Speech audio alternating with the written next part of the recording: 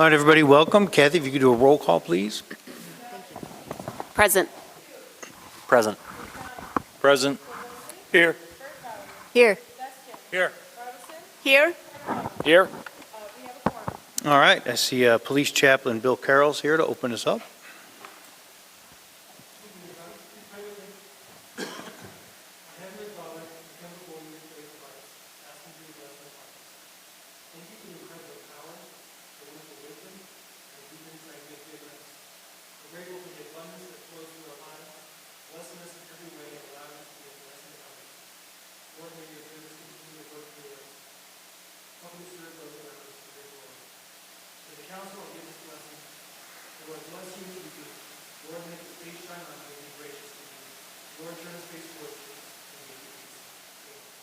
Amen. Thank you. Appreciate it.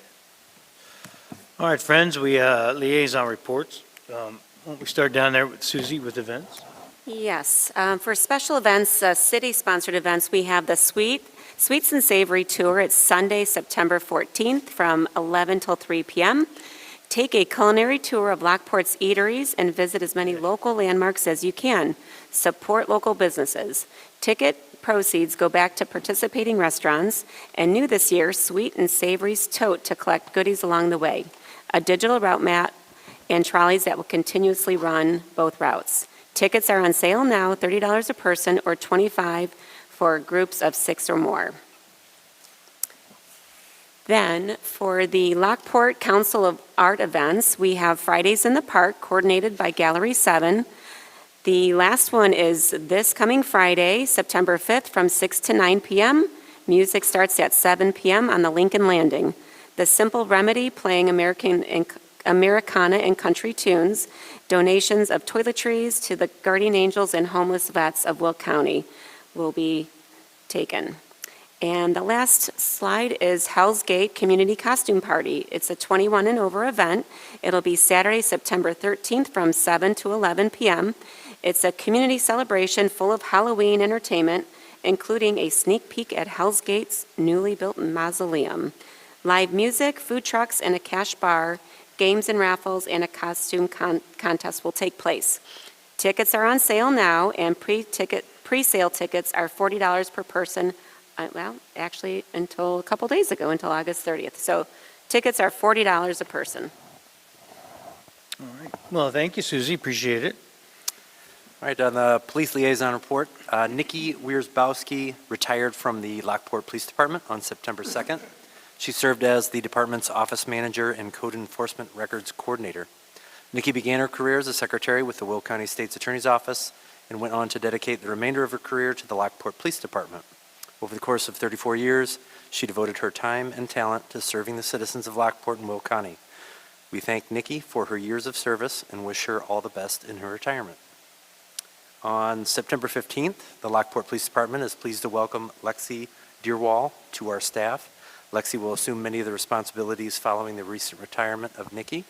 She brings with her several years of experience working for one of the nation's largest medical distributors and will apply her skills and knowledge to her new role at the Lockport Police Department. We are excited to have Lexi join our team and look forward to the contributions she will make to our department in the city of Lockport.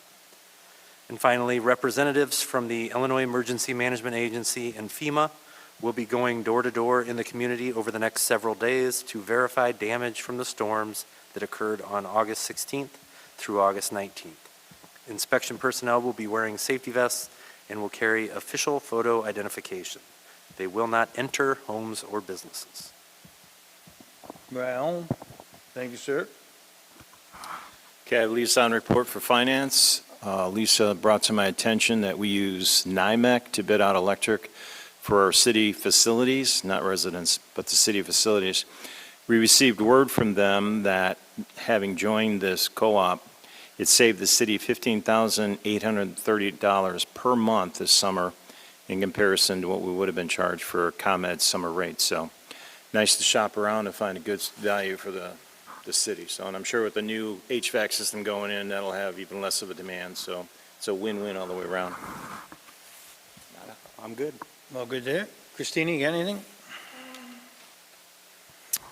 Yes, I do. For Bloom on September 10th, Wednesday at 7 PM, we are having our meeting. It is at the White Oak Library in the back where the couches are. And the 27th, we're having a transplant event at Route 66, the garden there.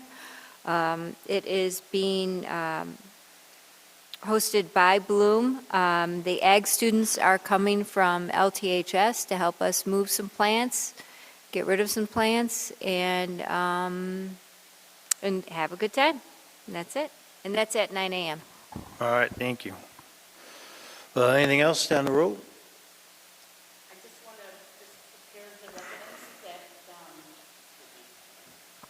just want to prepare the residents that we are in the fall season.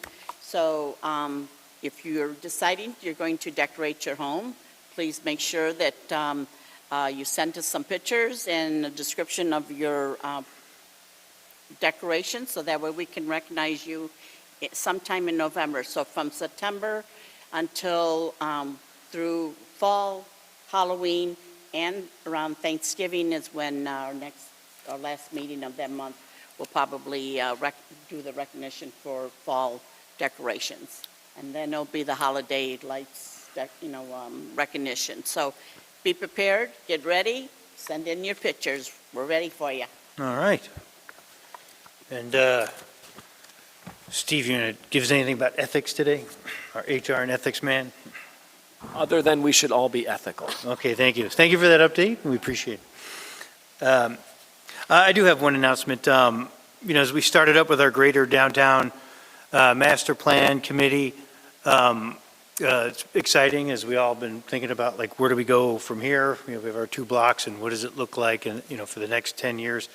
We will have a public meeting, so this will be looking for public feedback. It's going to be Thursday, September 25th, from 7 to 8:30 p.m. at the Roxy Theater. So this is a open meeting for the public to come in, share their thoughts, and give feedback. So Thursday, September 25th, 7 to 8:30 p.m.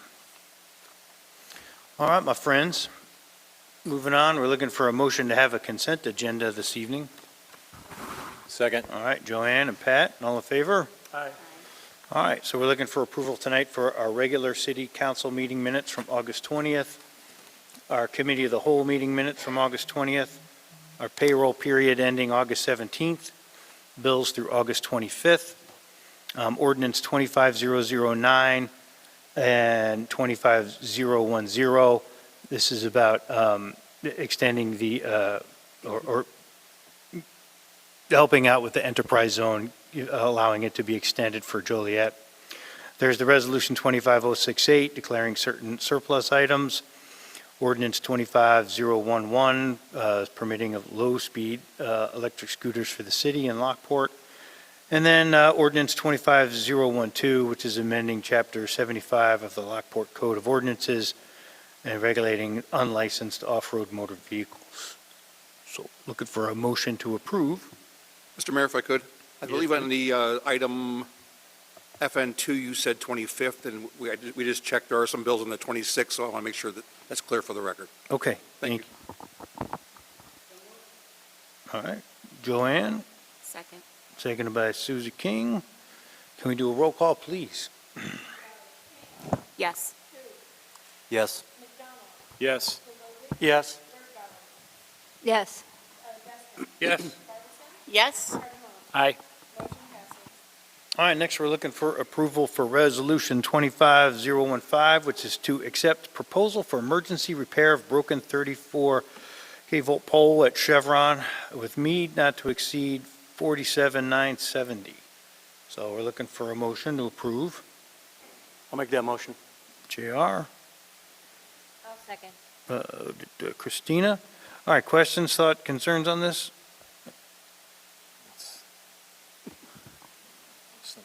Sure, what happened? Yeah. So during the last storm event that we had and during August 16th, we had one of the power poles that were aging as it was go down and snap. It kind of got hung up and basically took off our pole barn that's out there on the Chevron site, along with the lift station for the stormwater. The stormwater lift station did get switched over to the generator and is currently running on generator.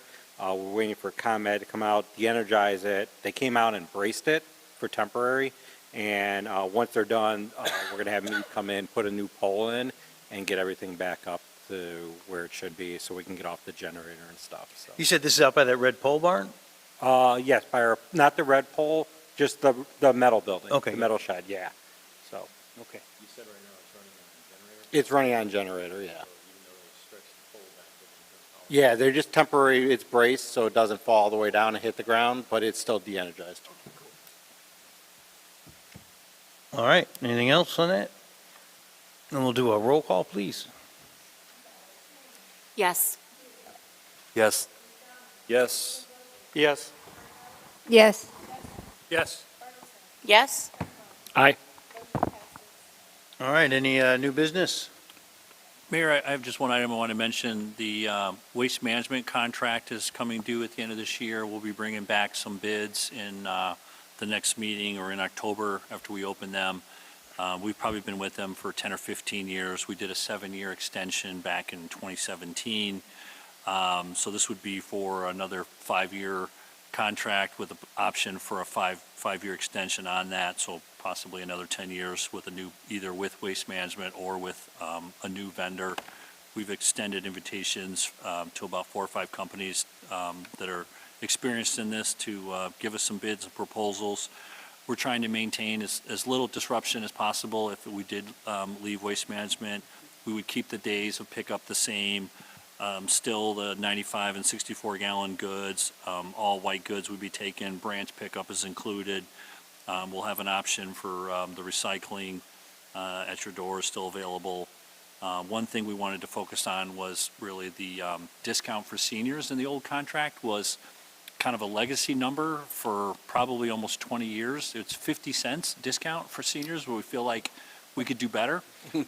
So we've asked them to give us. I make that motion. Right. So we want you to at least be able to buy a cup of 50%. coffee every month, maybe. So we're asking for 15% discount for seniors. Obviously, some of that will be carried by everyone else on the contract, but that's kind of the way it's structured today. I think the average rate today is about $27.50. About 20% of our customers are seniors, so we are a little heavier than a lot of other communities for seniors. But we're trying to work with this. I want to thank Lisa and Brittany for working with me on the proposal. We've got it out on the street. We're going to have a mandatory bidders meeting on the 12th. We'll have something before you in October, and we'll see where pricing and fees come back. But like I said, we're trying to maintain as much as we have done. There's a few add-ons in there. I call it the dead critter pickup. But we deal with a lot of dead critters in town, and that's an option that they can have them try to pick those up for us when we can. So keep our guys on other important things. But yeah, so we're looking forward to see how this comes together. I just wanted to let you know that we were working on it, and we'll bring something to you probably in October. I have 2 requests. One is, can you get us some type of information on At Your Door? Has it been successful? Is this something we Yeah. want to continue? And then the second is, it's always been a mystery to me what happens with the recyclables. Where does all this go? Just as an information. Okay. You'll find out they all go in the same pile. That's what I'm afraid of. There's actually specific provisions in the contract that say recycling must be recycled, and they have a separate landfill for that, I believe. But I'll find out. There's actually a separate processing plan, I think, and we can get a tour of it sometime if you want. But I'll get you better information. Just a clarification, on the recycling, I've heard from residents, and I'm curious myself, the recycle bin, they said that unless the item, the can or the bottle is totally clean, it's not considered a recyclable. It goes into the garbage. Is that correct? Has anyone heard that? Yeah? Okay. Sorry. If you have a tin can, like a can of beans or whatever, Yes. so you got to clean out the can, rinse it out, and then take the paper off of it. So you have to strip it down. And you can't put like paper plates in there, because they'll have residue on it. Everything has to be clean. So and they're not clear about what numbers can be recycled. Like, if you look on the bottom of recycling, it's a little triangle, and if it has a number 1, you think, oh, it's got the recycle symbol. Right. I don't know if they take that or not. I don't think they take ones. I think that's They're kinda not clear. confusing. They're not clear Yeah, on yeah. what they want. Right, okay.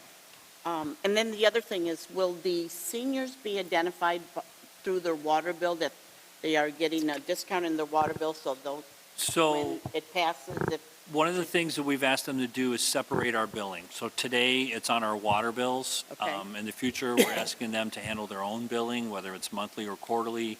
They will certainly be identified that they can get the senior discount if they're 65 or older.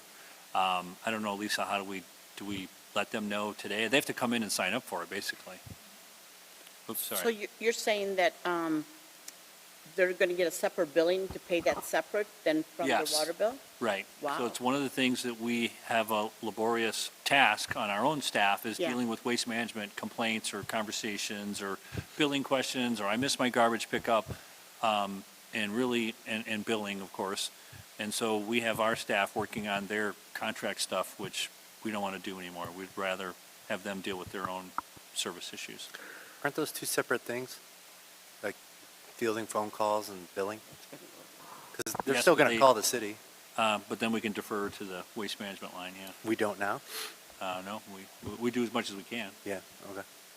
because it's on the water bill. So it's kind of like as weird as if our electric bill was mixed in with our water bill. Yeah. It's like, how did it even happen in the first place? A lot of our communities have them separate. We, like I said, this was a legacy contract that was renewed, extended many times, even before I was here. And so we never really changed it, but we've looked at it, evaluated. I think in New Lenox, they pay quarterly, so some people like that. It could be monthly, quarterly. We just don't want to process it through our water bills anymore. Okay, so just to be clear, if we do this contract, we'll have a separate bill from now on. Okay. Correct. If we choose that, yeah. Who owns the garbage cans? The So totes? they're owned and maintained by the company. Current company is Waste Management, and so if you have a broken cart or whatever, you can call Waste Management and swap it out. You can get additional carts for additional fee if you like, if you want to do double recycling like Christina does. She's got a lot of different bins and she can rent those, or you can buy them. Or yard But eats you'll or get a something. standard 95 or 64, your choice. If a new firm is hired, they will have to recart the entire town, right? That's And what there's I some was- logistics to that, Yeah. but they know that coming in, that they're going to have that expense if they want the business, so. So literally, they'll come to your house, deliver the new bins, and take the old one away? Yeah, I think it'll be two different firms and Or Waste a pickup Management will and collect delivery, them? if it's not the same. Yeah, they'll If- take theirs if, and say, then you guys will Republic come in. wins, Okay. they have blue carts, they'll bring out all the blue carts and Oh, a blue recycling cart, and then Waste Management will be required to pick up their old ones. Probably within a week or two of each other, you may have a couple extra barrels until they get them all picked up. We have about 10, 11,000 accounts, Wow. households. This is residential only, not commercial. sure. So, It's going to put a dent in the can cleaning business for a little while. could. Everybody wants a shiny new can, maybe. So we'll see. It's, like I said, we're trying to limit the impact. It includes the same contract provisions we had before about taking care of, the porta potties for our large events and things like that. So we'll see where everything comes in. We're going to do the bid opening on October 3rd, and we'll bring it to you probably by October 15th-ish or whatever it is. That's an interesting thought you had, because you said Waste Management does the porta-johns for events, but yet if we go away from them and go to this other company, does this other company do? They'll either have that provision in their firm, or they will have to contract it out with somebody else that does. It's in the requirement for the contract. Okay, so they take care of the logistics of waste, okay. Right. All right, cool. And they have to identify that in their proposal. How are the residents going to be notified that now that's going to be changing? It's not If, yet. we don't know that yet, so if we do award a new company, there's provisions for mailings and customers and Facebook, and we'll do our best to communicate everything we can, and it'll be a rollout process that will happen by January for 2026. So just for general purposes. So this is being done because of the time, the consuming, time consuming. The billing People portion? calling and our staff being over. We're doing this because we haven't gone out to bid for a long time, so it's a disservice to our residents to not do that. So we're going out to bid to make sure we can get the best price for them, because we don't take an extra fee. So what we pay Waste Management, that gets billed to the resident. So it's time. It's been a long time we've been with Waste Management, and they may just as well earn that bid again, but they have to prove it with their numbers. Okay. So it's time to go out to bid like we do most things. Otherwise, we would have to add an adder. We would have to add a $2 fee on top of everybody's bill to help afford to hire another person to deal with all these issues that keep coming up. So basically, the city has been doing the waste management job. A portion of it. Taking Some of our complaint staff, I mean, calls and we stuff, always yeah. take calls, but, and we probably always will, but they're providing a service, they're being paid a handsome sum to do it, they can deal with the billing and the complaints, Okay. hopefully. All right, thanks for the update, Ben. One more, sorry. I didn't know that the Waste Management at your door also recycles electronics. Yeah, and hazardous wastes, Right. We also recycle electronics at Public Works. right. Can we also take a look at that program? 'Cause my gut tells me that we may be recycling electronics for everyone who lives around Lockport. Well, we in addition cut to back a Lockport. little bit.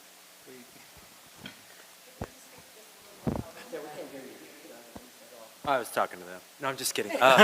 No, I was pulling in my garbage cans and I had accidentally thrown out a car stereo. So I was doing a little work at the garage. And they had a little sticker there that said, Waste Management at your door recycles, X, Y, and Z. One of those things was electronics. We do electronics out at Public Works as well. So there's some duplication of effort. We get there. paid from the county to take that. The county pays us a grant every year to take the electronic recycling, and it's for anybody who lives in the county, so it's not just Lockport Oh, residents. cool. So All right. there's people from around the county that can come and drop off there. Please have my comments stricken from the record. We did do, one thing that we did do is we did stop the cardboard recycling. So we did have a lot of people come in there, they had bins, but we found that they had 2 bins and they were people would be coming with more cardboard than the 2 bins. So they started using the Public Works and Lockport bins, and our bins we were going through. So we actually ended that recycling program with them, but we still do the recycle thing one there. And what we found is it's better off us having them taken into our facility versus having to go pick them up on the side of the road. So it just ends up being a better product overall. But we don't pay for it like Lisa says. It's all run by Will County, their staff and everything, so. Cool. All right, friends, we all good? Okay. So if there's nothing else, we'll look for a motion to adjourn. Second. All right, Joanne, JR, all in favor? Aye. All right, Kathy, at your convenience.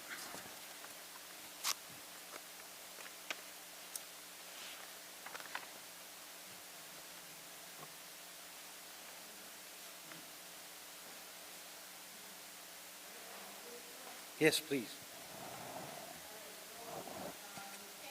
Present. Present. Here. Here. Here? Here. All right. First up, we're going to, Corey's here today. She's going to talk a little bit about the upcoming strategic community plan, the survey, and where we're going to go next. Thank you, everyone, for having me. Are we? Oh, look at that. Top or bottom? Oh, look at this. Here we go. All right. So, my name is Corey Porras-Plash. I'm very happy to be here with you tonight. A little bit about me. I will be working with you on your strategic plan. My background, I actually started my career as a 911 dispatcher. So I worked for both King County and the city of DeKalb. I've also worked, if you've ever heard of Polk National Research Center, working with surveys, National Community Survey. I worked there as well. I've worked for Alliance for Innovation, Wisconsin City County Management Association, and I present at conferences nationally on things like the use of data, strategic planning, innovation, all sorts of fun things. But let's talk about what everybody's really wanting to hear about tonight, which is your strategic plan community survey results. So the first question is, who did we hear from? And please, if you have any questions as we go through this, feel free to flag me down. I was just trying to think this through. I think I've probably done 25 community surveys over the last 3 years. So a lot of times I can give you guys a little bit of information, which you'll hear as we kind of go through. If I see anything in the data that looks unusual to me, or if everything looks like kind of what I expect, so I'll go ahead and answer that for you. But if you have any questions, please feel free to go ahead and ask me that as well.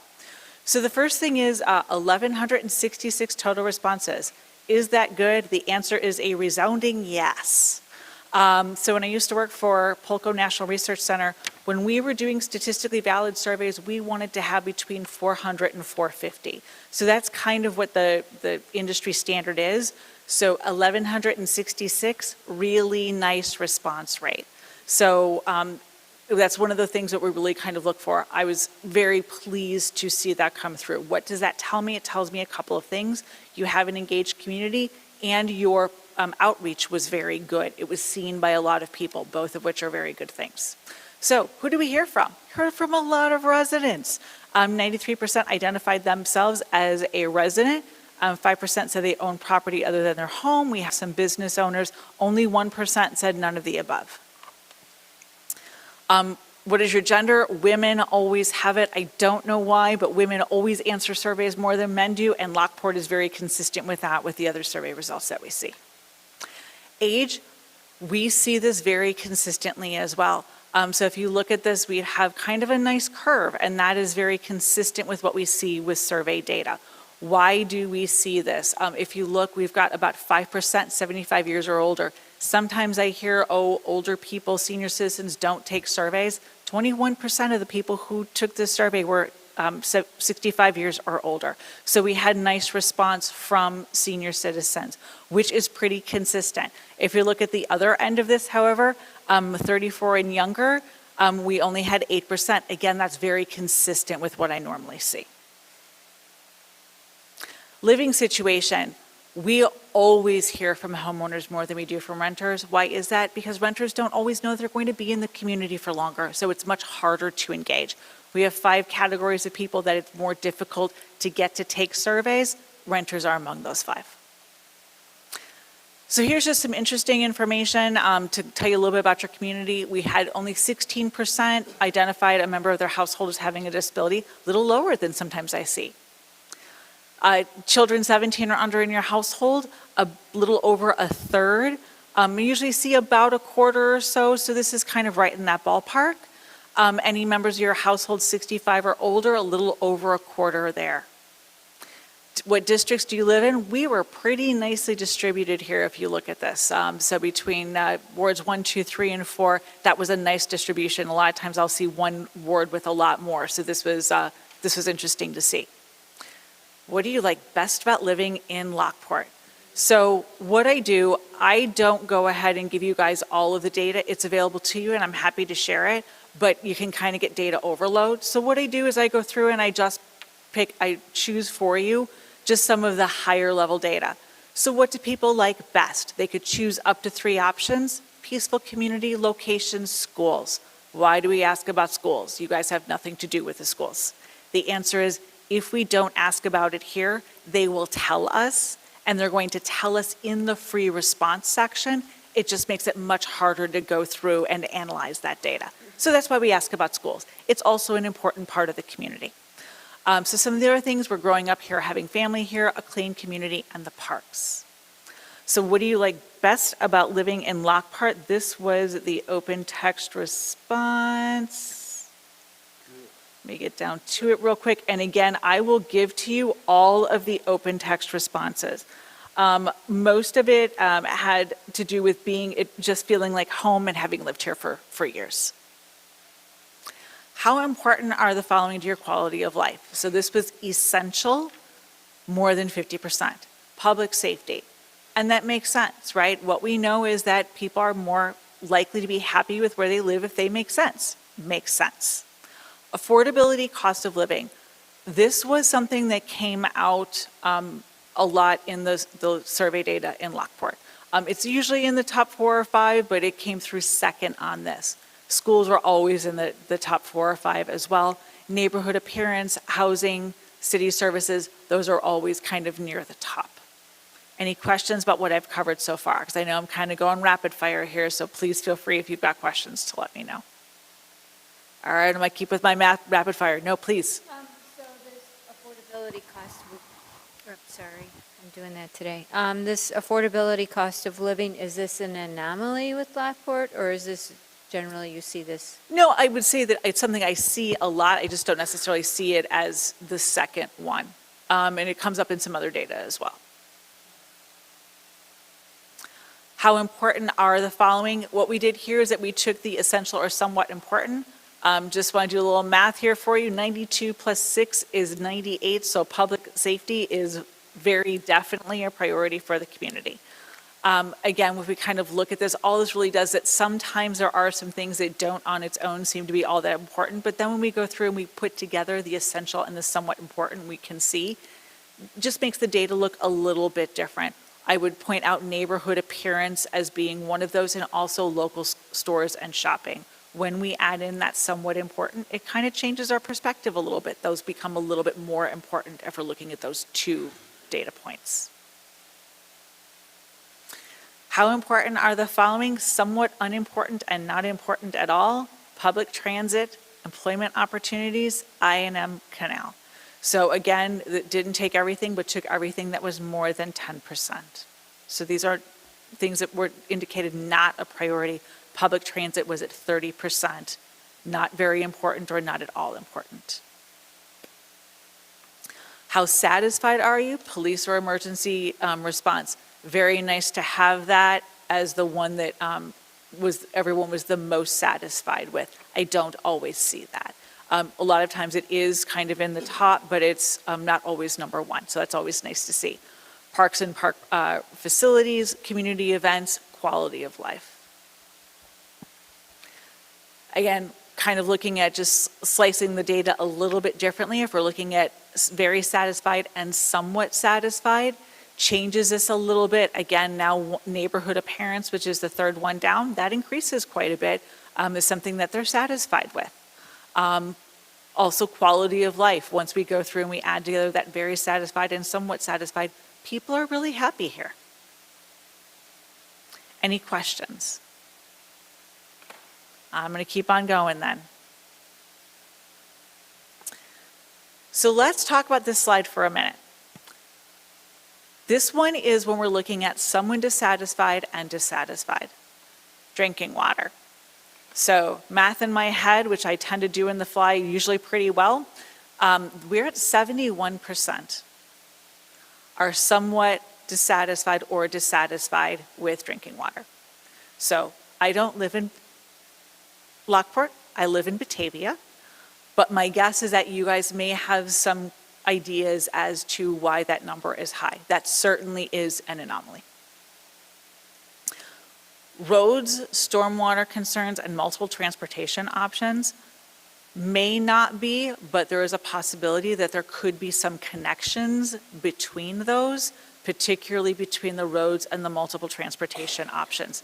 The other thing I'm going to say about roads is there's a couple things to say here. First of all, just because roads is here does not necessarily mean that they're Lockport roads. We all know that there are a lot of different roads maintained by different agencies, particularly in the state of Illinois.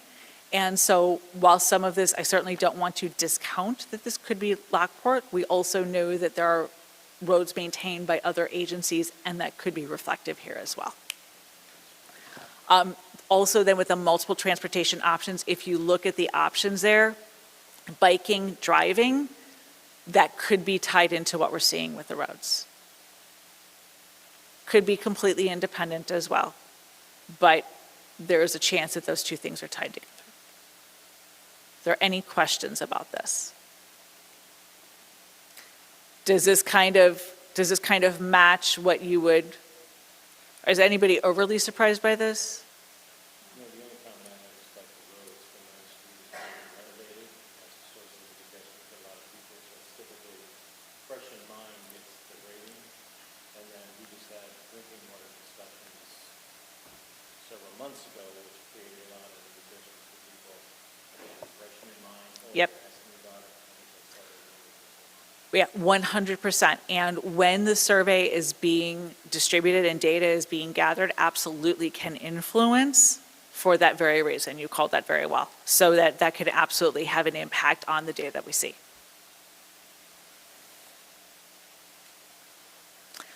And again, we're talking now about how satisfied are you with the quality of services featured, quality of life. Oh, you know what? I think it's went the wrong way. Let's try this one more time. Ha, that's the way I need to go. We're thinking about the future of Lockport. What are the 3 most important things for a strong and healthy community? Sense of safety and security. Again, very consistent with what we see with survey data. You are a strong and healthy community, you feel safe. High quality schools. Again, why do we ask it? Because if we don't, we're going to hear about it, and it's an important part of the community. High quality services, so something to kind of keep in mind. Well-maintained residential and commercial properties. This is kind of a theme that we've seen through this, is that that's something that's important to the community, is that neighborhoods look good, and then new business development. With this one, the things that are important, affordable taxes was something else that was mentioned in addition to the water that you can see there. Yes, please. When I'm looking at the word. When I'm looking at the word cloud, are we saying less taxes? What is the cover have to do with? So you have to look at the size of it, and again, I will go ahead and I will send over to you all of the free text responses. Okay. I strongly believe that if someone took the time to go ahead and take the time to actually give you a response, that I need to go ahead and show it to you. So you guys will get all of the free text responses.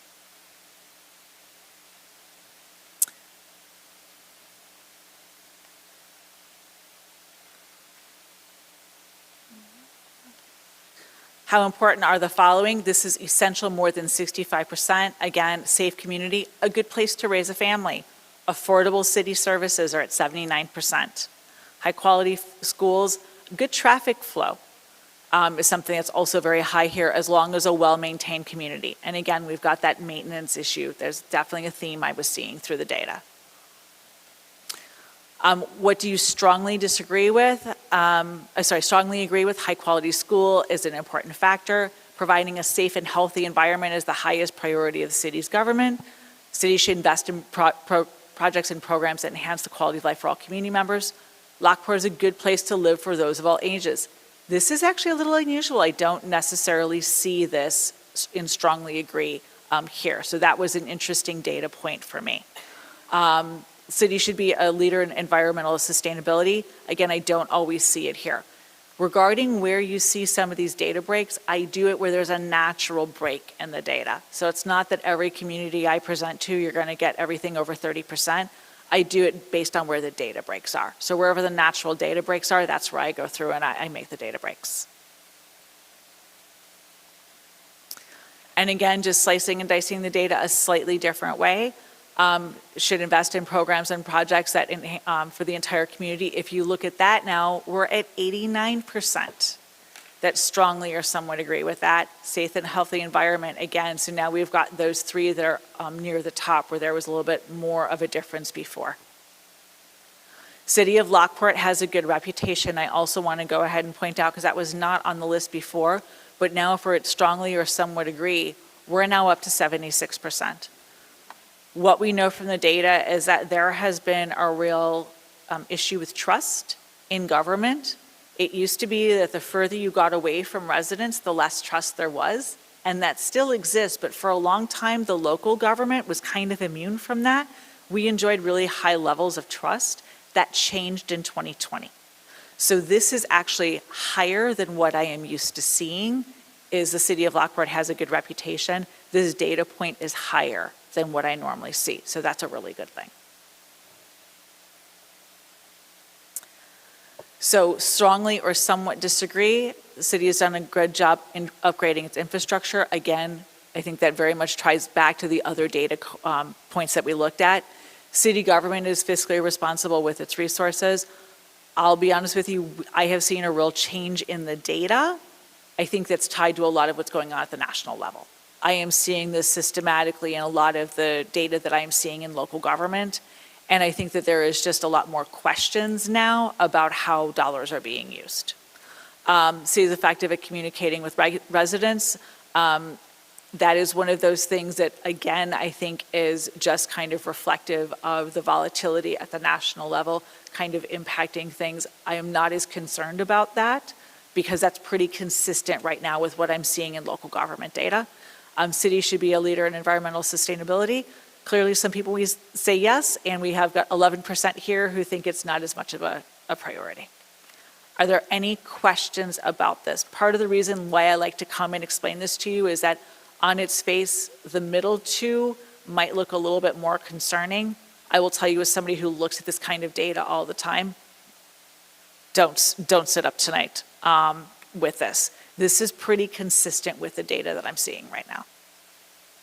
Doesn't mean that you may not want to take proactive steps to do things like be transparent with what's going on financially, make sure that you're doing things to promote communication, but I do think that there are larger issues at play. We good? All right, I'm gonna keep going. We're almost done here. Any additional comments that you wish to share? And, again, just, a lot of what you see here, love the city. It's just a lot of the very general stuff. And then last thing was, how do you prefer to get your information? Oh, I tripped it here and not there. There we go. Mailings or traditional print media, a little higher than what I normally see. Email or traditional electronic.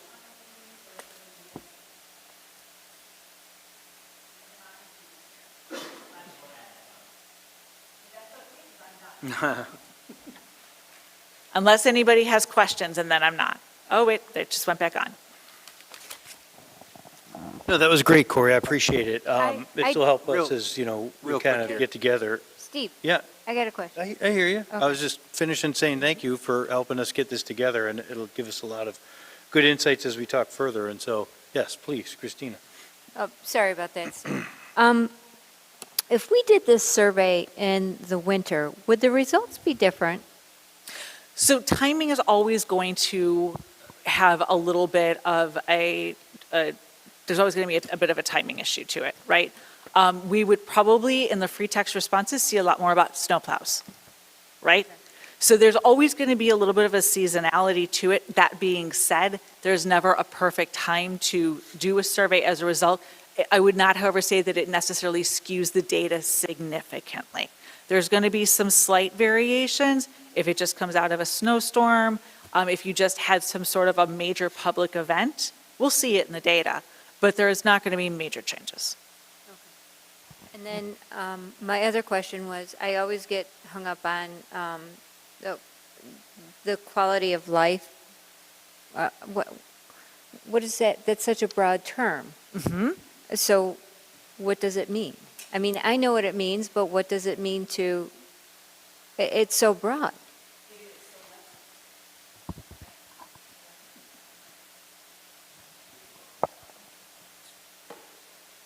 Yeah, I think it's battery, not user error. User error is possible. So that is a good point, and let's talk about that a second. Quality of life is absolutely broad. So here's what it is that we're balancing whenever we do surveys. We can go through and we can ask really technical questions.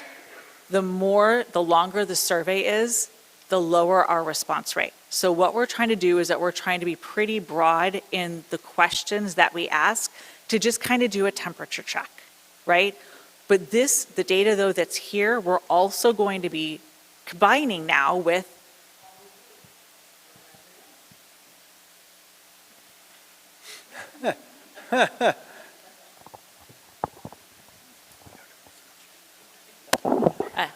I'm cursed. It is user error. You're just sucking the energy out of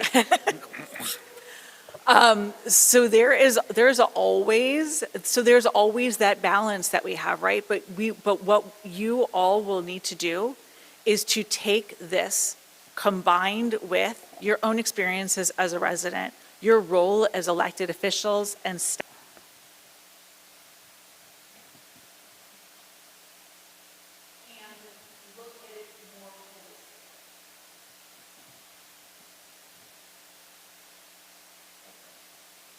The weirdest thing ever. Hey, it's green. It's green. I'm going to Talk step fast. back a little bit and see if it likes me more. I might be getting too close to it. But so I agree with you. It is broad, but in order to really kind of drill down into it, the biggest predictor of response rates is the length of the survey. So we're trying to make it as short as possible, and we're trying to make it as easy as possible for people to buzz through. Does that answer your question? What was the abandonment rate of the survey? Ooh, you know what? I cannot get connected to the internet right now. I did look at that though, and it was very standard to me, but I will double check that for you. The one thing I will say about abandon rate, particularly with a survey like this, is that a lot of times people will go, oh, look at that. I'm going to come back to that later. So just because there is an abandon rate does not mean that it will be abandoned forever. And do It you just- track on device or IP to know if somebody comes back I to do it? not do that. I don't know if that's a capability I have. I actually just had to upgrade my tier with SurveyMonkey, so I might have more data now than what I had before, and I can check. Yeah. Well, I mean, look where we are. And then, is there a correlation on on the folks that prefer to get their information, or how they prefer to get their information? Do you see that somebody who says they like email and traditional electronic media is also someone who's going to put a text message, who's also going to like electronic newsletter, or is there a correlation across those? So I don't necessarily know that there is. There certainly is, and this is not from this survey, but this is just something that we know kind of globally, is there are certain people who tend to get more of the print media. We tend to have people who are less on social media, so a lot of times you tend to be older people, or we have people who are on different channels. If you are on Facebook, I can tell you right now what generation you are. Depending, if you're on, X or Instagram or whatever. So that's part of the problem that we have, is kind of making some generalizations about communication right now. Different people are in different places, but certainly older demographics prefer to have print media, is what the data tells us. Where I think that younger ones prefer to get information either, through social media or something, or they prefer to get in a variety of ways. Right. Well, I'm just wondering, when it comes to outreach, did we miss 18 to 24 because we didn't do outreach on Instagram or TikTok or something like that? Do we miss, because not intentionally, but because we're a bunch of 40 to 60-year-old people determining Yeah. how we're going to do outreach? Yeah. And I think that communication is really hard because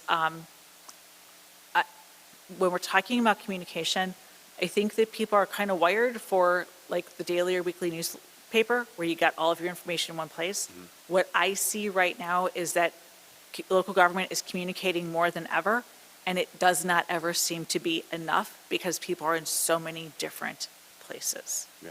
What I think this is helpful for is to kind of give us a snapshot in time. We know that we have 1,166 people. We know that we had, if we look at the age demographics, forgive me as I flip way back here, flipped a little too far. We know that if we have 66% that did it, if we went solely by age demographics and assumed that it's older people only who want print, we would essentially be looking, again, I'm doing math in my head, but essentially 45 and older, right? That's a huge number. You've got 2/3 of your people who are saying we would really like to have something in print.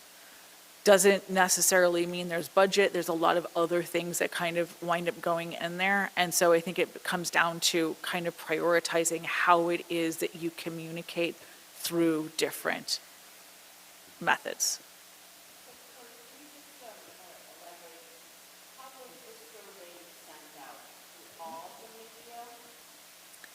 For that, I am going to lean on staff. It was definitely on our website and our Facebook. Brittany had put it out there, I think on Instagram. So we had, I mean, those are usually our main mediums is really Facebook and website. Did we put something in the water bill, Lisa? Do you remember? I think it was in all the water bills. Yeah, I think so it was in the water everybody got a bills as well. bill. Yeah. I don't remember, yeah. Still out there, a few. I have a question for you. Yes, please. The demographics where you have age group, are all the survey entries tied to that one demographic? So you can see if you were 50 to 60, how you answered all these questions? Are they tied, or are they just, Yeah. each one is a bucket of?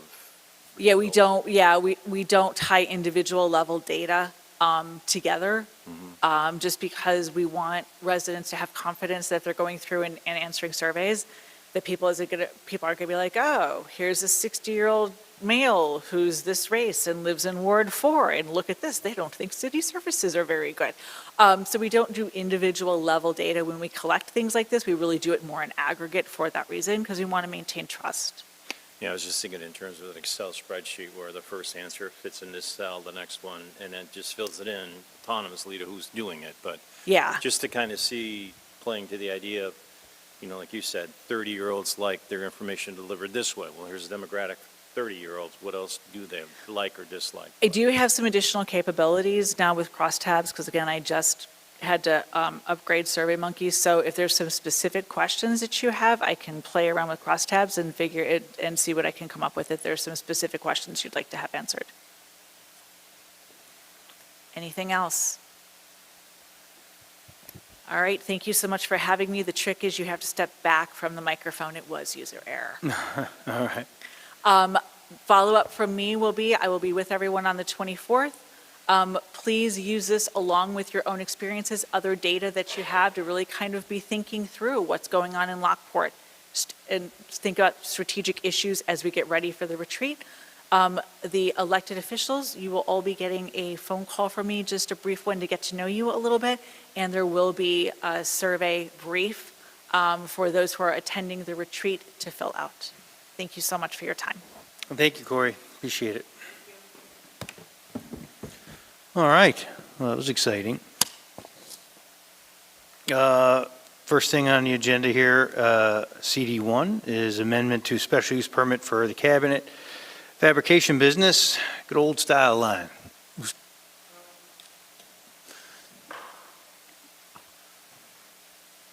Let me get to the right slide.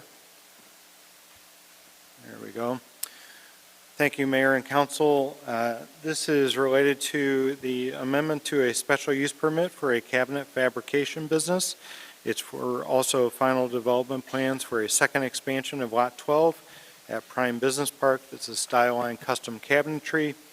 The applicant, Randy Michaels, on behalf of Styline Custom Cabinetry, has submitted development plans for a building addition on the existing building located in Prime Business Park for the property generally located on Lot 12 of the Prime Business Park. It's also shown on your screen and in your slide packet. Subject property is 3.8 acres. It's zoned O2 and located on Prime Boulevard, mostly towards the south end, almost directly across the street from Public Works.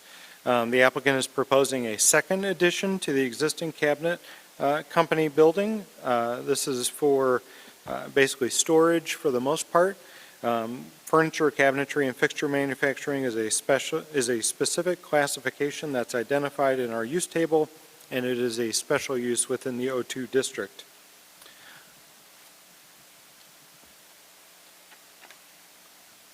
Styline is proposing a two-story warehouse addition for storage of cabinets. The footprint is approximately 7,000 square feet with an upper level. You can see it on your screen in yellow. The main building is where it says existing building, obviously. So the addition is relatively small in footprint size, but again, 2 stories. It has an upper level. The existing dock and overhead doors will be relocated to the new addition, and no additional overhead doors will be added to the property. The original 25,000 square foot building was approved in 2018 and expanded in 2022 from 25,000 square feet to 44,520 square feet. Again, the proposed addition is approximately 7,000 square feet with additional storage on the second floor. Future additions will likely not be possible to some of the conditions on the site, specifically to the east related to floodplain and wetlands that are out there. The existing parking lot will remain similar to the existing layout. The development is in conformance with the requirements of the bulk regulations of the city's zoning ordinance. And also on your screen are elevations of the building. This is basically the same precast concrete tilt-up material that the main building is built out of. Same colors, same detailing. There's really no difference in the design of this building compared to what you see out there today. So it is, again, on the south side of that building. Related to our recommendation by a vote of 7-0, the Planning and Zoning Commission at their August 13th, 2025 meeting recommended approval to the City Council for an amendment to the special use permit for the expansion and to include final development plan review for the property generally located again on Lot 12 in the Prime Business Park. Our request is place ordinance 25014 on the September 17th City Council agenda for action or consent. Be happy to take any questions, and the applicant is also in the audience if you have any for them. Anybody got anything? Yeah, glad you guys are busy. That's great news. I like seeing folks being able to expand, right? So we're glad for you. It's been a great, groups. How long, guys, did you guys move out there? From, what was it on New Avenue, right? How long ago did you when did you move out from New Avenue? You guys have been there for what, like 10 years now? Well, I'm Randy Mueller with Michael's Construction with the GC. Oh, okay. I mean, we built the original building in 2018. All right, there you go. All right. Well, thanks. All right. All right, if there's no questions, will you guys just good with consent then? All right, consent? Well, fine. All right. Next, we've got amendment for Springs at Lockport for a car wash. Thanks, Mayor. This is related to ordinance number 25013. This is an amendment to Springs at Lockport, their planned development, a preliminary final development plan review in one step to allow a car wash on Lot 2 of the Springs re-subdivision, specifically Mr. Car Wash. The applicant, Rob Barrs, who is here tonight to answer any question, on behalf of CWP West LLC, doing business as Mr. Car Wash, is seeking an amendment to the Springs at Lockport plan development and preliminary final development plan review in one step for the proposed 4,874 square foot standalone commercial building for a car wash development, again on Lot 2. Lot 2 on your screen is at the Springs of Lockport. These were the commercial lots that were established when the original Springs at Lockport apartment development was developed. It consists of approximately 1.11 acres and was platted in September 2023 by the Continental Group, that is the developer of the Springs apartment, and amended in 2025 to accommodate the Wendy's restaurant, and then a subsequent lot to accommodate what we have here today. A car wash facility is classified as a special use permit within the C3 Highway Commercial Zoning District, which is what this property is zoned. On your screen in your packet, you'll see a site plan. The plan illustrates the development will include the 4,800 plus or minus square foot standalone commercial building with a parking lot having 19 vacuum stations and parking spaces, menu boards and pay stations on the ingress drive, which is along the east side. If you see the dashed lines on that, that's pretty much follows a road from Edelman Drive around to the interior road that is private, and then into Mr. Car Wash. The exit then is out of the yellow building heading north back to the private drive. There are separate ingress and egress access points that connect to the private driveway and has a connection to Edelman Road and 159th Street. There are 2 points of entry to these outlots. One is to the west at Edelman Drive. That's a signalized full access intersection. To the east, and it's already constructed, is a right-in, right-out, which basically means you can turn right into it if you're going westbound, and you can turn right out of it if you want to continue going westbound. That has a deceleration lane that we worked with IDOT on in the design of the Springs development, and it provides direct access to all the different outlots. A common sidewalk is proposed to run along the north edge of the property. That is identified in the tan line that runs all the way from the Wendy's side all the way along the north of property and then continues east. That will continue east along all the back sides of all the commercial outlot properties. On your screen, you can see a perspective of the overall site. This kind of gives you a better sense for how this all comes together. You can see the inbound lanes, which are the black inbound lanes with the arrows pointing what would be to the south. They go through the gates. You circulate on the south edge of the site. You can see the retaining wall, which is that white, somewhat triangular band there. As everybody knows, this site has a significant amount of topo across all the outlots. The grade difference between where the building is on its east side and the top of the next lot is about 20 feet. So one of the concerns or characteristics of this property as it's developed is most people coming westbound on 159th Street will have a very difficult time seeing whatever is developed on this property because the grade of the adjacent property is so high. So I want to make sure that we point that out. And then as you flow through the car wash over on the far left side of that screen, you'll see the white truck coming out of the car wash. You will circulate around to the west and then egress out of the site. One characteristic that I know some people have questions on related to sound, you will see coming out of the car wash a 12-foot tall wall. That is intended to protect the adjacent properties to the north in particular from the sound that is emanating out of the exit bay. And there is another 6-foot wall in kind of the center bottom portion of that picture that has the mister on it. That is also a part of the sound mitigation strategy as well. The landscape plan meets all of our standards and code requirements. In fact, it probably exceeds them to a degree, but matches up very well with what Wendy's has on the western portion or on the eastern portion of their site. The architecture for the building meets all of our criteria that are in Appendix A of our exterior building material standards. The materials are listed both on your sheet, your slide deck, as well as on the screen here, as well as all the drawings that were attachments to your packet. So I will go back one. So this is the side that would face Wendy's, the west elevation. This is the east elevation that would basically face the hill. And then on the bottom, you'll see the north elevation. That is the egress out of the car wash bay. And to the right is the south elevation that points towards 159th Street. On your screen, you'll see a photorealistic rendering of what the building will look like and the vacuum stations as well, so that you can get a sense for what those are. In the upper right-hand corner, you'll see what the evening lighting looks like that is placed on the building. This is what the east side looks like. You can kind of get a sense for how high you're standing on the adjacent site, looking down on the building.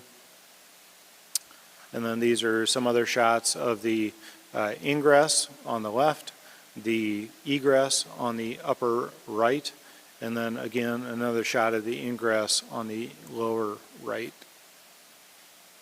I'm going to have Rob come up and just talk about a couple different things related to Mr. Car Wash in particular, and then he'll be up there for questions once I wrap up our staff report. Thanks, Lance. Good evening, Mr. Mayor, council members. Thanks for having us tonight. My name is Rob Barson. I'm here on behalf of Mr. Car Wash. Mr. Car Wash currently serves various communities across 21 states with over 500 car washes and growing. We're excited for Lockport to be our launch pad into the Chicagoland market. So this will be our first build for the marketplace. We do have a few others in Illinois, but this will be the first for Chicago. So we're excited about our growth pattern here and hopefully start construction in 2026. On the slide here is just give some high-level facts about Mr. Car Wash. So we have over 2 million unlimited car wash members, service about 100 million washes annually. We're publicly traded. Again, we have 500 locations, 21 states. It's closer to 525 now with this year's growth.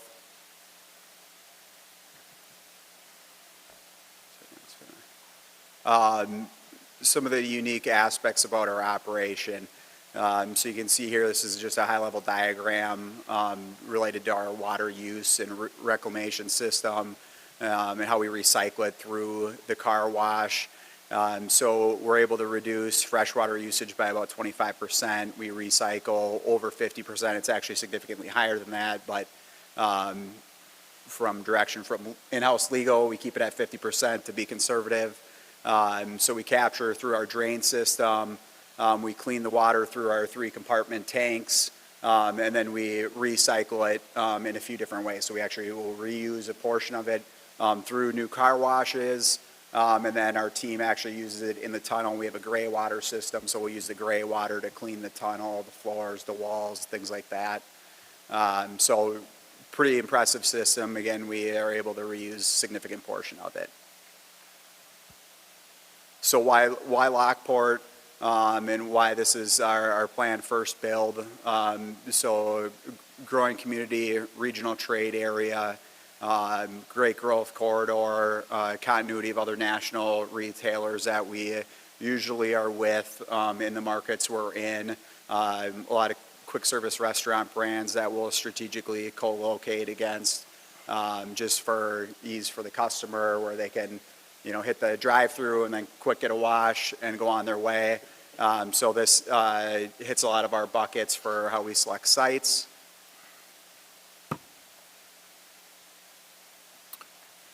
And again, this is the rendering. Lance did share, and I'm happy to answer any questions you may have for us. And just to wrap up, our request is to place ordinance 25013 on the September 17th City Council agenda for action or consent. This was recommended by a vote of 7-0 from the Planning and Zoning Commission for approval of the amendment to the Springs at Lockport Plan Development to allow the car wash facility, as well as the final development plans for the Mr. Car Wash development. With that, we'll take any questions. Both Rob or I are available. Sure. Well, first, Rod, thanks for coming out here and doing a nice presentation for the car wash. It looks like it's a great business. My questions really are more, not so much geared towards the quality of Mr. Car Wash, but it's more along the development of the site as a whole. We put no automotive on this parcel for a reason, and so I would really rather see where the justification from the developer is, why they would want to do that. Secondly, when I'm looking at I have a question too about the next lot to the east of it. When you're looking at the 3D rendering on page 27, it looks like there's a rather large slope from where it looks like there's some trees that slope down to the top of the retaining wall.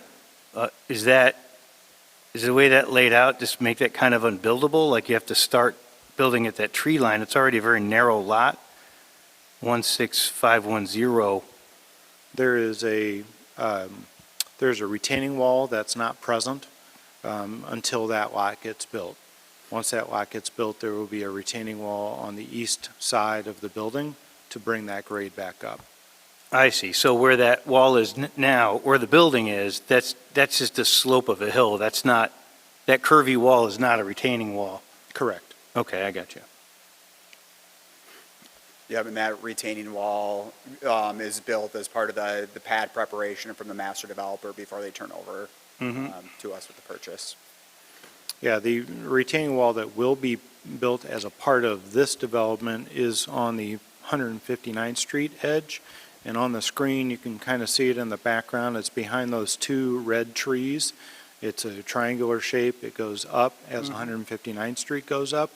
At the end, I think it's about 12 feet tall.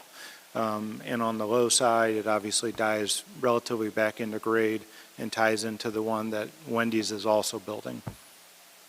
So then, like on page 27, then kind of that red line of the property to the east would pretty much, you're guessing would be a retaining wall would go up there and go. When you say red line on the east. A red line on page 27, the site plan. Oh, got it, okay. So that red line that's to the east of the building. It's sort of like the property line, almost Yep. looks like. I'm coming. Are we asking where the property line falls on that slope? Yeah. Okay. On my packet, it's page 27, so it's, yeah, there you go. Go back. Guys, see it, put it right, yeah, right there. So in other words, when the retaining wall is built, it'll probably go right here and come up high enough? It'll be, yes, correct. So it'll be on the adjacent property, set off X amount of feet. We don't have any designs on that retaining wall because an applicant has not come to propose anything. And what's the purpose on waiting to build that retaining wall? Cost? Because I was, told by the developer that this use would pay for a retaining wall. That's why he wanted to do it. That was the justification to bring a special use that wasn't allowed, was to say, hey, if I can get this project, I can build that retaining wall because it's going to be very expensive, but yet it's not even getting built. I think not to get into too many of those details, but I believe that the reason was that they could afford the other lots to buy them because of the purchase. It didn't have much to do with the retaining wall. The retaining wall is subject to a potential request for a sales tax incentive to help offset the costs of the retaining walls and the additional grading that is above and beyond the confines of each specific project, and instead the overall. And just to clarify one item, there is not an exclusion for auto uses that was written into the Springs annexation agreement. It is not similar to the LFI agreement or where the Crash Champions is at. So what's the special use for? It's in our zoning code. It's just straight up special use in our zoning code. Oh, yeah, I got you. All right. Well, for any car wash, just needs to have a Yes. special use permit? Yeah, Okay. any car wash would require a special use regardless of where it is. And Mr. Mayor, if I could, I apologize. Behind there, is that where the Springs Apartments are going to be at? Yes. So, wow, okay. It just seems like an odd place to have a car wash. You have the, multifamily, and then it's facing 159th Street. I don't know. To me, it just seems like an odd place to have a car wash. That would not be something I would even imagine. I thought that was going to all be some kind of, you got a Wendy's. We were supposed to get a Portillo's and we didn't get that. It just odd addition to that partial. And I just want to also state too, I don't feel it's the best location for just traffic flow, but also there's 3 other car washes within roughly a half a mile away. So, I do worry a little bit about the cannibalization, because if one of those go under, then what are you going to do with that lot if it's not a car wash? So I do have concerns about the proximity to the other car washes, the traffic flow, the noise, the location, and is it the best use of our, for the community? Like, does the community want another car wash in that area when it could be served for something a little bit more, widely accepted by the community? I'm disappointed that the developer's not here. I mean, it's just, has nothing to do with your business. We were sold a different product, okay? I think that you were deceived by the developer, that you were able to kind of come here and just talk to these people up at this table and say, we'll get a special use permit. You had every right to do that.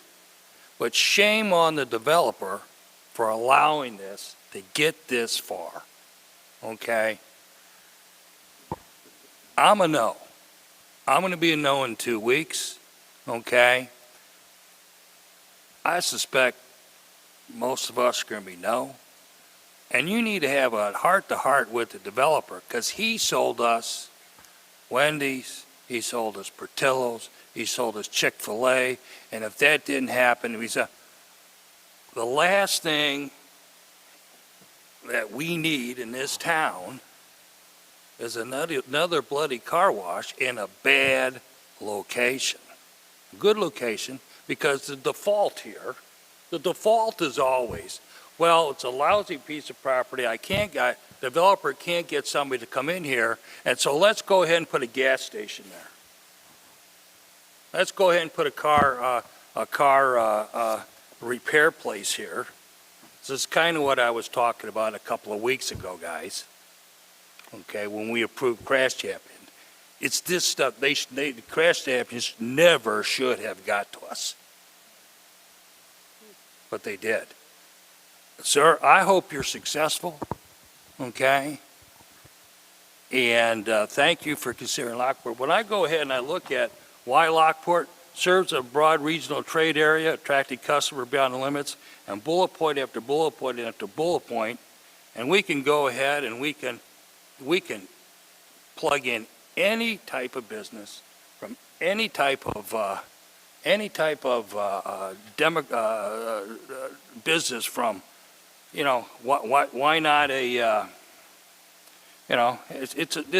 is like, let's put up another McDonald's across the street from a McDonald's, okay?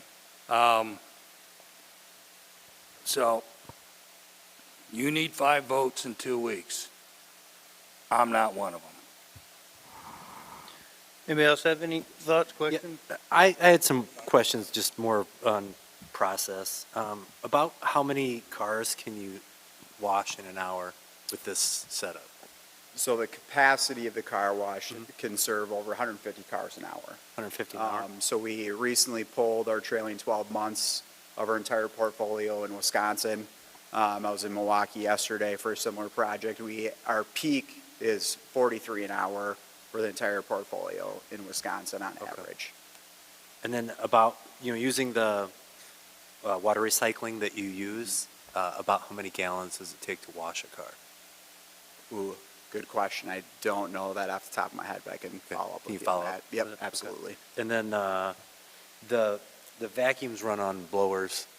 Are those enclosed or just walled in? Great question. So we provided a sound study, and then hence the sound walls that we provide. Most of the sound generated on the site is from the tunnel exit where our blowers are at drying the cars, which dictated the 12-foot walls. We have 2 enclosures on site. One doubles as a trash enclosure and a vac enclosure. And then one that's in close proximity to the tunnel exit is another vac enclosure. We visited a few of our new stores in Minnesota here this last week. We had the executive team up from Tucson, and I would say from the vac standpoint, they're pretty quiet. We use a lot of great resources on how we control that sound. The enclosures are full CMU, 8 feet tall. On the one by the tunnel exit, that also has a 12-foot section on the back, which doubles as the sound wall. And then when you're using the vac, so if you're not using it, they have like a suction that pulls them in, that deadens the sound. And then there's a compartment that catches debris that's coming out of the car before it goes into our system. Most car washes use a rubber gasket on that. We've switched in the last couple of years to a metal on metal, which we found to be a lot more durable and really deadens the sound. So our vacs are actually, a fraction of the sound. The sound that disperses off the site without the wall is from the tunnel exit, not the vacs themselves. I've noticed on a few of them that kind of holster that the nozzle goes into whistles. Yep, and so Crazy loud. Yeah, so ours is a little bit different. Okay. Because we go around testing others when we're in different markets, but ours are very quiet. Okay, and then on the engineering, I didn't see any water softening. I don't think it is required to be part of engineering maybe, but do you have a plan to soften the water that you use? So we have reverse osmosis system within the mechanical room. We do pH and that's balancing. the final rinse is RO? Yep, Okay. yep. And so we do a lot of water quality for the water even going on the vehicles, not just the cleaning of it after the wash. Sure. And then, was this the only site that you looked at in Lockport? That I can't say for certain. We have separate departments. We have our site hunters, our execution guy and developer. So I don't believe they looked at any other sites in town, but I don't know that for sure. And then, do you know what percentage of your sites are raw property or undeveloped property that you develop on? So most of what we do today is the new build express car wash. We've done 150 or more over the recent years. We do have a number of stores in our 500 portfolio that were either acquisitions, portfolios we bought of other brands that we rebranded as Mr. Okay. Car Wash and then upgraded. But as far as like a raw site versus redeveloping an existing piece of property? I'm thinking of, you know, we've Most got- of them are similar to this, where we're getting a pad delivered to us by a master developer, and then we're coming in on a clean Okay. site and building. Yeah, I'm thinking of a property down the road to the west that has a former car wash on it. Okay. That is approximately the same size as what you're building on, and it would be nice to look at that possibility. Well, yeah, I mean, yeah, there's car washes all around this, so I don't know that, and they're all driving. I mean, if they were walking to them, I'd say, yeah, there's one right across the street, but everybody's in a car. And it'd be great to possibly repurpose an existing former car wash for another car wash. Would be great, but that answers that question. I appreciate it. Thank you for your Yeah, time. definitely. Yes. I'm sorry, there's still a question. I just.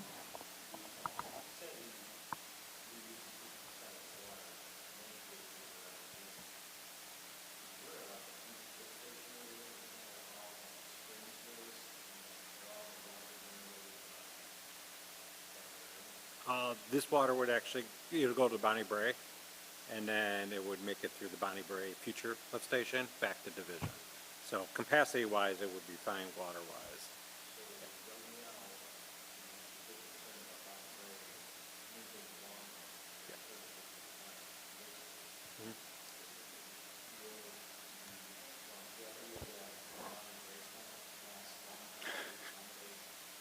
We get into a crisis. Sorry. Thanks, Darren. Recap real quick.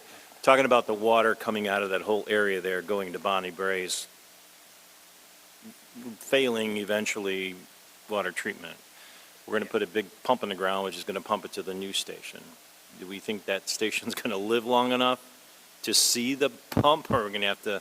I don't want to put any answer on yes on it's going to live long enough, but we are going to be able to treat it. We'll be able to limp it along until we get the lift station. That is the plan. That's why we're moving forward with the lift station quicker than waiting to 2030 or after. So we are making plans right now to convert the current treatment plant to a lift station to get it down to Division. But there is enough capacity right now to handle any development in this area. So if every lot developed along 159th, we have enough capacity now to handle it and treat it. So we're fine for it. Brian says we're fine. We're fine. Your conveyor system inside of your car wash, is that Sir. drag, or you get on a pad and it It pulls you? drags. It's drugged by Yep. the drive wheel? Yep, Okay. so there's a little roller that catches your front tire and pulls you through. I had a concern, like you, Susan, traffic-wise, because I think realistically, the end of Edelman Drive where it goes right, left, and straight is going to be a nightmare. That's not to say it could be any better, but, you know, it's a very short queue from the light to the stop sign, and you got people going to Wendy's, you know, Pops, Taco Bell minus the Colonel, and then that, it's going to be quite interesting to see pulling into that subdivision.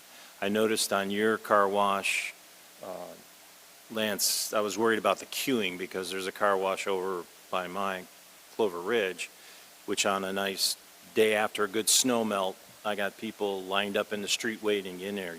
Lance said your queue is 25 cars, whereas Clover, I think, only has 8. Right, and that's likely, without seeing the cars stacked on it, 25 just before the POS station. where you go through the gates. We can probably fit another 8 in the bottom of the U before they go into the tunnel, and then 5 to 6 within it. So we can stack from entry all the way to exit, almost our average hourly that we see in Wisconsin. Okay. And they'll likely be less transient because if they stop to vacuum and dry the car off, they're there for a little while longer. Right. Okay. All right. That's all I have for now. Rod, I may have moved past this, but earlier there was a comment you were going to make and we kind of got distracted. Was there other comments you wanted to make, or is there anything else? Regarding car wash use, so as far as support from the master developer with Continental and the housing, so they actually had in their own declarations a car wash restriction that they have worked with us to lift. They're very supportive of having this on the pads in front of their housing for their residents. They worked with us on that amendment, as well as some height restrictions that they had on the pads for the building to give us our little tower element to deal with the grade change. So we've been working closely with both Ricky and Continental on the cohesive development, and both are supportive from, the private sector side of having this next to their large residential project. Okay. And just to clarify, those restrictions are their private covenants for Continental and the outlots. They have nothing to do with the annexation agreement. That is the public agreement. I just want to make sure everybody has that clear. Lance, are you aware of a use that Continental would not be in favor of on a vacant outlot? I have not seen their private covenants, so I don't really know what they have written in. What I do know is that they had written in a car wash, but after talking with Mr. Car Wash and going through the quality of their development and everything else related to it, they were willing to lift that prohibition. I will put my good cop, bad cop on there. I think with having the springs behind that, there's a lot of people that are going to have cars, which will probably give a boost to that business right there instead of them coming out and going to the other gas station. So in a way, I'm leaning one way, and then you look at the other one for the convenience for the residents that live there. It's kind of a mixed being, a Miller Lite commercial tastes great, less filling, and you got to, balance what the people of Lockport are going to say. Oh, another, thing we don't need. What about a sit-down restaurant? That always comes to the top of the pile right away. But then again, other services, convenience services like those, you don't think about. Will you have subscription services like most of them do, or you have payment plans? Nearly 70% of our washes that go through our members. All right, yeah, that seems to be very popular in Lockport, so, okay. All right, thank you. Definitely. Yeah, Joanne, you were speaking about something. Yeah, I'd just like to make a suggestion that maybe we should just hold off on any definite decisions one way or another. I think we need to just discuss a little bit more. The location just really is not appropriate, in my opinion, and I don't know how everyone else feels, but I think we need to state our opinion now. I think we need to talk about this a little bit more. I think we need to have the builder here to explain, the change all of a sudden, and even the plans that, with the wall and all that is all different now than what the understanding was apparently. I think we need to talk a little bit more about this before any kind of decisions, are made, especially since, there's going to be some type of change in the, requesting of a variance, it sounds like, right? Or was it always? This is a standard special use permit that is across the city. So if I wanted to propose a car wash in Serenity Landing, it would still be a special use permit. Okay. There are no variances related to this development. I guess I want to make sure that I'm clear in the way that I tell people. The developer is never told the council about anybody. I let you all know who they're talking to, but those people have typically not signed a letter of intent for the property. So from a staff standpoint, We're just simply helping to inform the council, not telling you what the developer's plans are or who they are bringing. So I want to be clear about that because the only thing that has been officially presented to this council is the Wendy's and the subdivision of these lots. The Springs development, when it came through, the only thing that was presented to this council was that there were going to be C3 properties.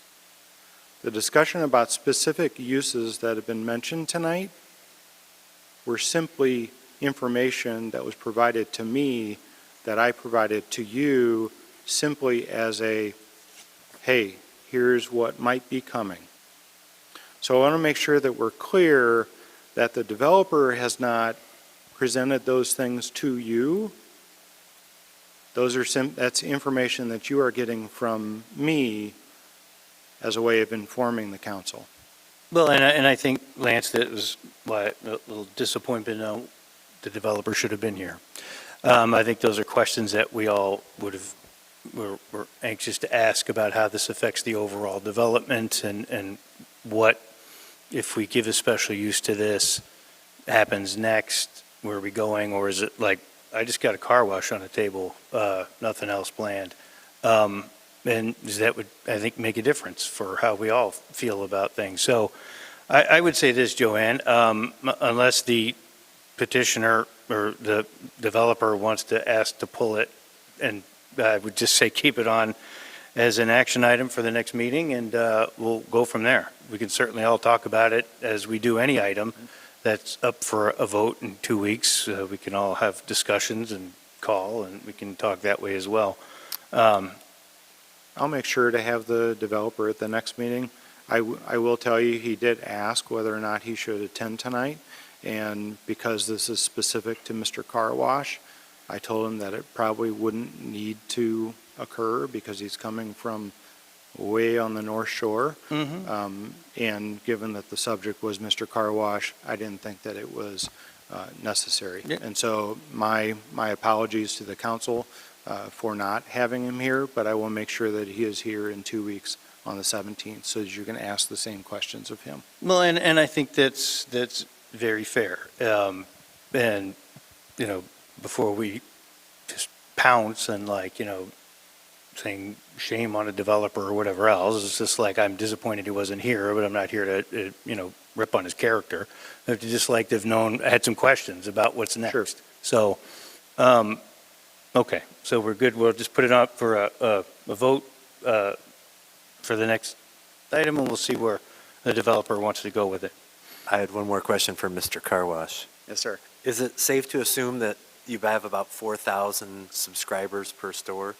Breaking down the numbers that you presented, 2.1 million members and over 500 locations, it seems like that's safe. There's a lot of anomalies out there. Yeah. I would say our average is probably closer to 2,000 per store. We have some very large subscriptions that are 10,000. Sure. But right now, of our recent builds, we're usually right in pro forma that ramps them up to about 2,000. Yeah. And do you provide any services as a benefit to the city, like police cars go through free, anything like that? I know that happens. Good question. I'm sure I could bring that to the team for consideration. Only the dirtiest ones, right? No use for aldermen, though, so just. Yeah, I don't drive a squad car very often. All right. Sleeping. If there's nothing else, then, is there anything lastly, for any new business? Otherwise, we can do a motion to adjourn. Thank you. All right, Joanne? Anybody else want to leave? No one? Second. Oh, there we go. Second by, now they all came out. So Darren and JR, second, all in favor? All right, thank you.